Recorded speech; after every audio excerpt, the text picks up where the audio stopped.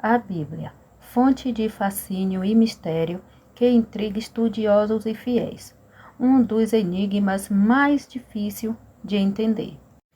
Essa é a história do profeta Elias que venceu a morte. No vídeo de hoje vamos conhecer a história de Elias e sua vida com Deus. Elias, homem honrado e de coragem. Elias apareceu quando Israel vivia seu momento mais sombrio, quando o rei Onri casou seu filho Acabe com Jezebel. E fez Acabe, filho de Onri, o que era mal aos olhos do Senhor. Começou a incorporar a idolatria e fazer altar para o deus Baal em Samaria. Então Deus não ficou feliz com a idolatria e paganismo que Acabe estava inserindo em Israel. Então levantou o profeta Elias como porta-voz do Deus vivo, para lembrar aos israelitas que ele era o povo escolhido do Senhor. Então Elias anunciou ao rei Acabe, porque veio a ele a palavra do Senhor dizendo: Tão certo como vive o Senhor, o Deus de Israel, perante cuja face estou, que não haverá nem orvalho nem chuva, senão segundo a minha palavra. Lembrando que Baal era o deus do clima, da vida e da fertilidade. Então a seca representava um ataque direto na capacidade de Baal fazer milagres e controlar o tempo.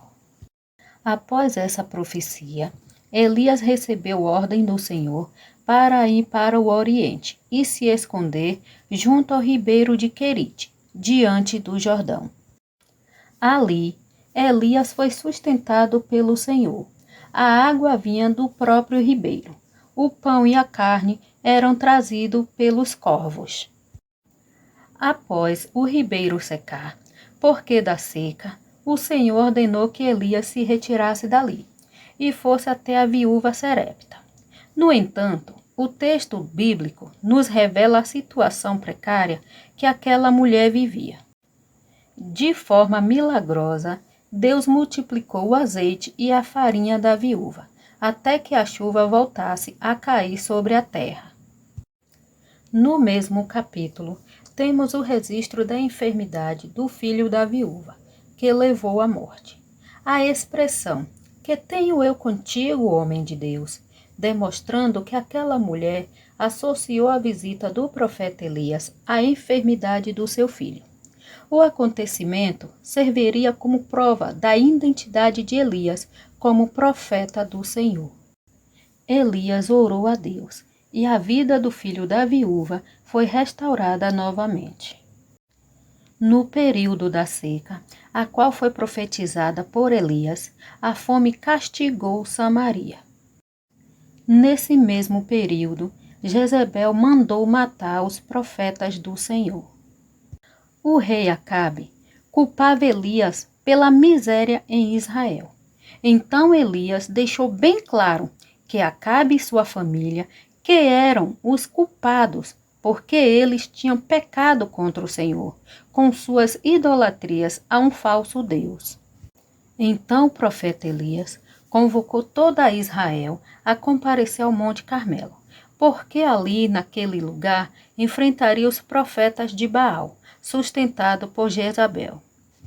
Então subiram ao monte os 450 profetas de Baal e os 400 profetas de Azera, para que apresentassem sacrifícios, um pelos pagãos e o outro por Elias, o profeta do Senhor. Ninguém podia queimar os sacrifícios, pois o fogo tinha que descer sobrenatural. O verdadeiro Deus seria aquele que queimasse o sacrifício sem intervenção humana. Os profetas de Baal foram os primeiros a começar o sacrifício. Os profetas de Baal fizeram tudo o que podiam fazer, mas nada aconteceu. Então Elias começou a zombar deles, dizendo: "Clama mais alto, pode ser que esteja falando, ou ocupado, ou esteja viajando, ou dormindo."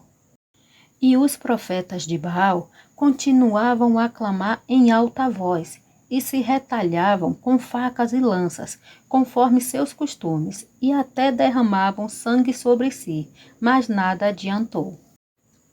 Então chegou a hora de Elias fazer o sacrifício.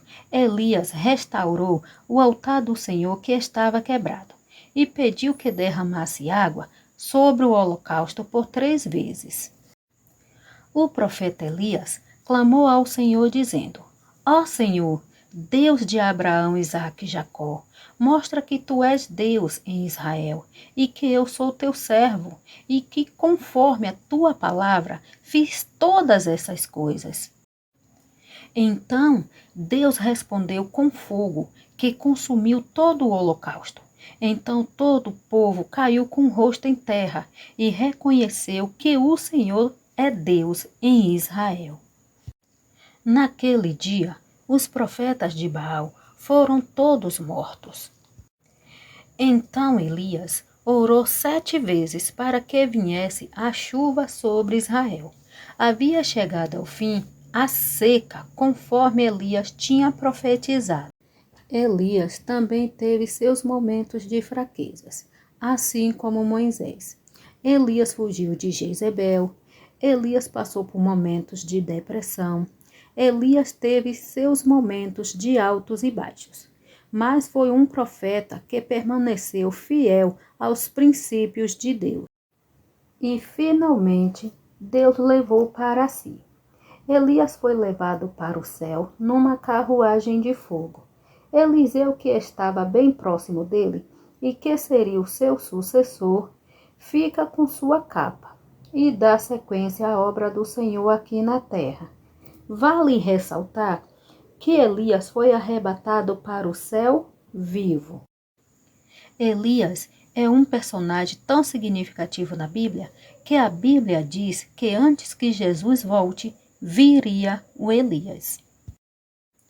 O nome Elias passou a ser um adjetivo do povo de Deus. Passou a ser o nome que representa o povo de Deus nos últimos dias. Elias, quando apareceu no Monte da Transfiguração, ao lado de Jesus, Elias estava representando aqueles que, apesar de tantas lutas na vida cristã, vão permanecer fiéis até o fim e estarão vivos na volta do Senhor Jesus Cristo.